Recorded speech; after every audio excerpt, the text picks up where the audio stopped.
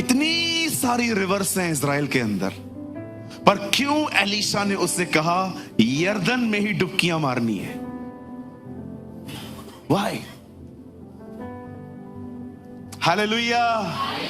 मैं आप में से हर एक को बताना चाहता हूं, इजराइल के अंदर बहुत सारी रिवर्स हैं, इजराइल के अंदर बहुत सारी नदियां थी, लेकिन बाइबल कहती है, भविष्यवक्ता एलीशा ने उससे कहा तुझे यरदन नदी में ही जाना है और वहीं पर तुझे डुबकियां मारनी है। मैं आप में से हर एक को बताना चाहता हूं कि एलीशा ने उसे यरदन नदी में जाने के लिए क्यों कहा। मेरे भाइयों, मेरी बहनों, आज से बहुत साल पहले जब इजरायली लाल समुंदर को दो भाग करने के बाद जंगल के रास्ते से इजराइल और कनान जा रहे थे, बाइबल कहती है रास्ते में यही नदी आई थी, यही रिवर आई थी और इस रिवर को डिवाइड किया गया था, इस रिवर को दो भाग किया गया था। मैं आपको बताना चाहता हूं ये रिवर डिवाइड क्यों हुई थी, क्योंकि इस रिवर में परमेश्वर का संदूक चला था।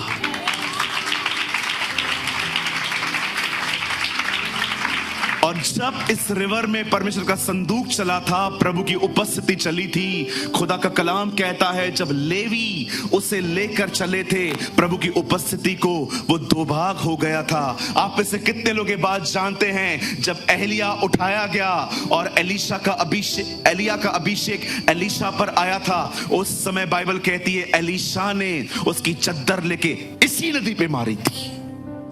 एलीशा एक बात जानता था, ये निश्चय वहां चंगा हो सकता है क्योंकि उस रिवर पर परमेश्वर की उपस्थिति है। Oh, there is a presence of God on the river Jordan। मैं आप में से हर एक को कहना चाहता हूं, आप जानते हो ये बात मैं क्यों कह पा रहा हूं कि वहां पर प्रभु की उपस्थिति थी।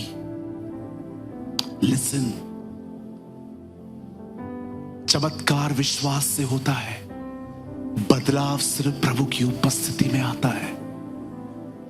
एक परमेश्वर के जन ने कहा, परमेश्वर की उपस्थिति में मनुष्य की कमजोरियां मरती हैं। जब नामान चंगा होके वापस एलीशा के पास जाता है, पता है वो क्या कहता है? बोलता है अब मैं जान गया हूं इस्राएल में जो खुदा है उसको छोड़ और कहीं भी कोई खुदा नहीं है। सुनिए, और उसके बाद पता है वो क्या कहता है? मैं प्रॉमिस करता हूं मैं आज के बाद किसी देवता को होम बलि नहीं चढ़ाऊंगा। एक्सक्यूज मी किंग, आपको तो उसने ये नहीं कहा, ये आपको किससे टीच किया? In the presence of God.